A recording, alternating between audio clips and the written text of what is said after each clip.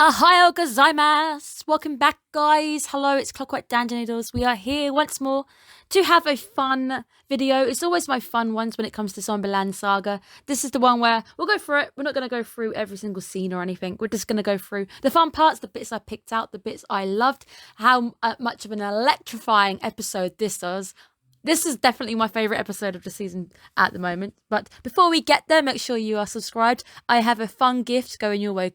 In about a week and a bit, I need to get it recorded. I've got it all written down, just need to get there now. I have got a midway review going your way. I will be crowning my top 3 EDs, OPs, and my current standing for top 3 anime. You know me, I like to do a big wrap up at the end of each season. So how cool would it be to check how things have gone? So we'll check in with me halfway through the season, see what my top 3 are halfway through, and then check at the end to see if any animes rose to the challenge, did they drop the ball, and did my top 3 remain the same? I can't wait to see this. I think this is a bit of a challenge for me as well. I'm looking forward to seeing how things change, but hopefully you guys too are looking forward to this idea. Make sure you are subscribed or you will miss out. There is indeed a Discord for you guys to go ahead, check out. You can give it a like, hang out, lurk. You do not have to be active. It just gives you a notification whenever videos go up live on the channel. That is really mainly what I am abusing it for, because we're not a big enough channel. YouTube won't let me talk to you guys physically and send out actual statuses or anything. So I am abusing Discord's ability to do that. So fun times.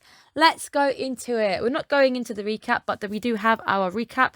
Last week's big offer. The offer trying to get I to stay with Franchuchu or not to leave, even though it wasn't really ever going to happen because of her status as a zombie. But it was a good episode. And my theory that it was all down to Kotaro setting it up was 100% accurate. I knew he would be doing this. I've watched enough idol animes to know that sometimes producers will make a decision which doesn't quite sound right, and there's always a reason behind it. There's always, they want to inspire someone, they want to drive them. There's been an anime, I cannot remember the name off the top of my head, where they banned someone for singing for 2 weeks. By the time she got on stage, she was rearing to go, and initially stopping her from doing something she loved made her perform even better. It's this idea, it's the reverse kind of bit of harsh love in a sense. Junko and Sakura deciding to keep the offer a secret and deciding to focus on what really matters, their big show. At this point, they didn't know what their big impact was going to be.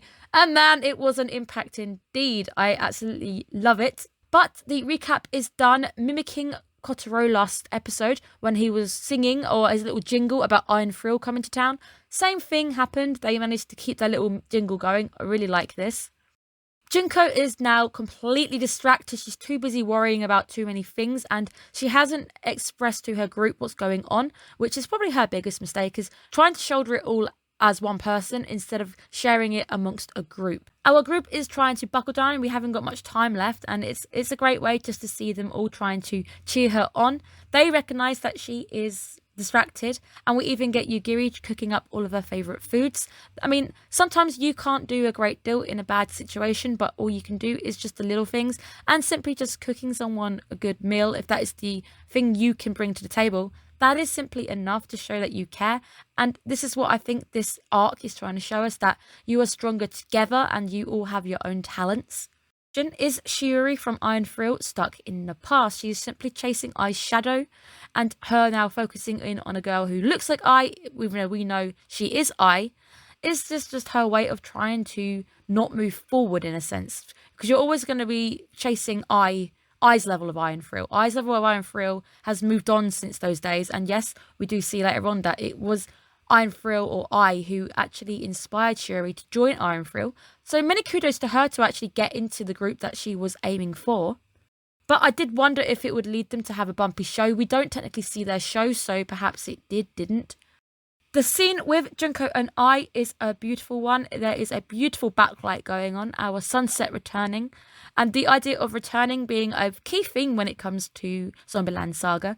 Sunsets meaning the end of a chapter, hopefully, as I imagined. As I'm reading my notes, even though I already know what happens. Just the fact that after this point, they will become stronger. They are more together. They are more driven.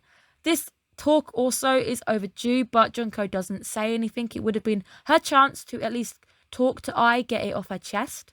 but we do see I being concerned about her.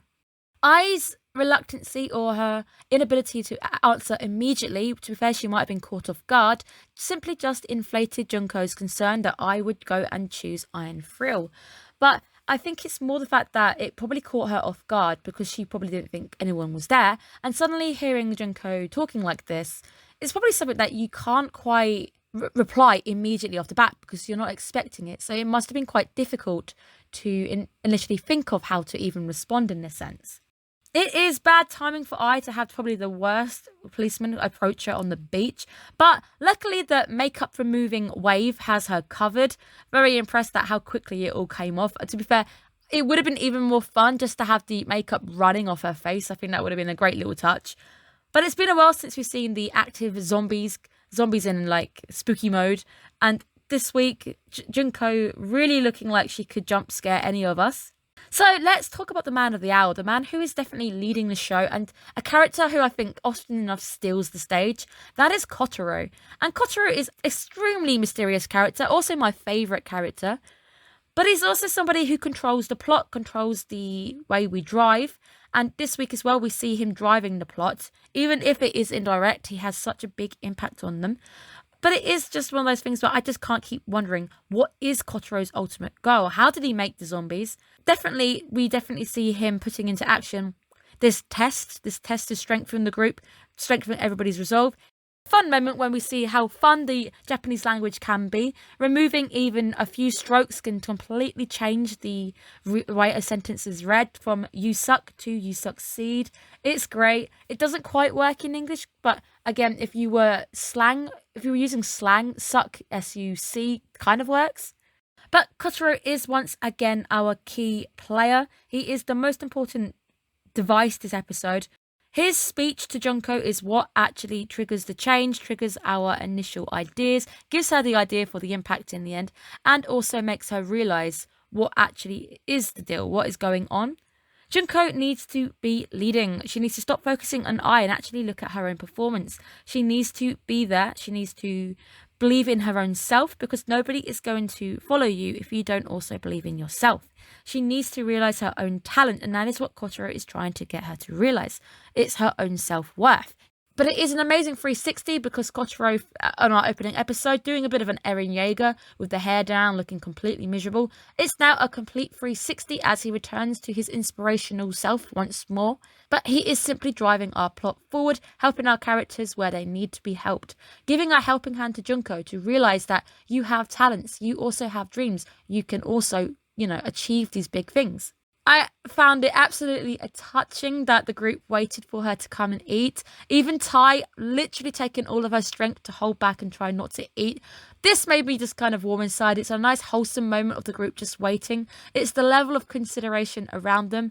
And it also reminded me of a family. They're acting like a family. Everybody must eat. Everybody's going to be at the table. They will wait for her. Where Junko finally has a plan, and I figured it would be something to do with live music.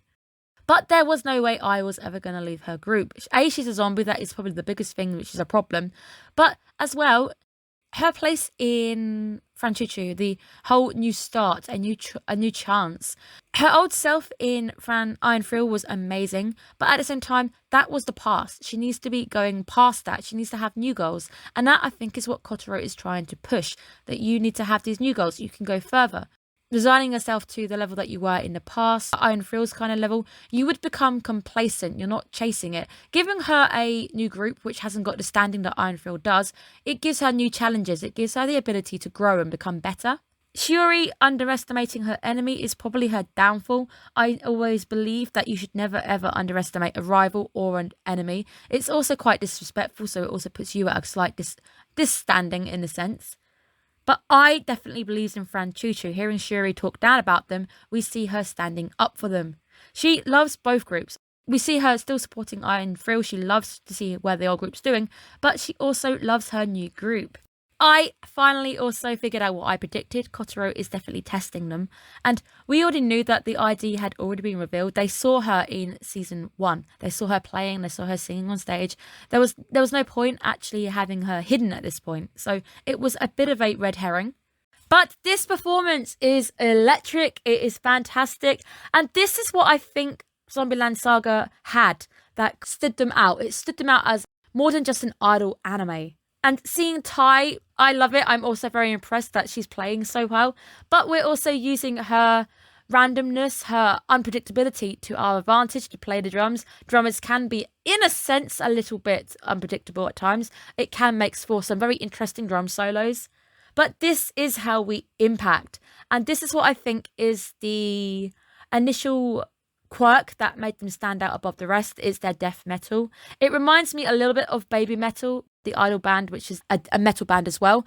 It's what made Baby Metal more than just an idol band is because they tried something different. They did a contrast. They went for something that doesn't quite sit with the idol image. We are saying goodbye to traditional idolism and breaking free of the mold. The way that Returner is remixed as well later on, and this initial death metal song, it really gave me Nana vibes, and I like it. I think it's a good thing if you're making me reference a really old classic. The death metal twist is what I think Zombieland Saga makes them unique. It is their selling point. Many people ended up watching Zombieland Saga more than you would predict, people you wouldn't even think would like an idol anime in a sense, because it's different, because of the metal aspects. Generally shows with metal in them do pretty well. An example would be Eurovision. For guys who aren't in Europe, there was the year when a lot of boring Euro pop went head to head, and what won was the death metal Lordi. Lordi ended up being the winner because everybody wanted something different. They broke the mold. They were the best performance on stage. They were definitely amazing, and it definitely reminded me of that moment. Kotaro handing his guitar down, passing on the baton to Junko. Classical guitarist now to electric guitarist. I love it. It is a realistic jump. You definitely could transition one to the other, so it doesn't really feel like there's a jump here. Where we see that I actually likes Junko's old recordings. So not only is she still supporting Iron Frill, she is supporting Junko, and she looks up to Junko. She's definitely amazed and impressed by her level of talent. That is one hell of an opening act. It is definitely what we were expecting, and definitely what it takes to make the audience look in your direction. People are definitely going to be talking about this opening act for sure. But poor Kotaro wasn't really expecting her to literally smash up his guitar. I guess she literally smashed it. It is a fantastic moment seeing Junko offering her hand to Ai, welcoming her back onto the stage, coming back onto the stage with her family, her friends, reuniting with them. Franchuchu is her new group, and she knows it. It is her future. It's one hell of an electrifying second song, but at the same time, how did the audience not start to suspect these guys aren't human? The guys who, especially the organisers, they must know this isn't special effects. These special effects are a little bit too realistic, but it is fantastic. I love it. I love the remix too. Hearing Returner remixed with that electrical spin on it, especially with them being completely full of electricity right now, it's a really great way to remix an old song, and Returner is one of my favourite songs because I think it shows the ultimate core of their group, the idea of coming back and shining brighter, getting your second chance. That is what I think the entire song is about, and I think it's great to hear it remixed.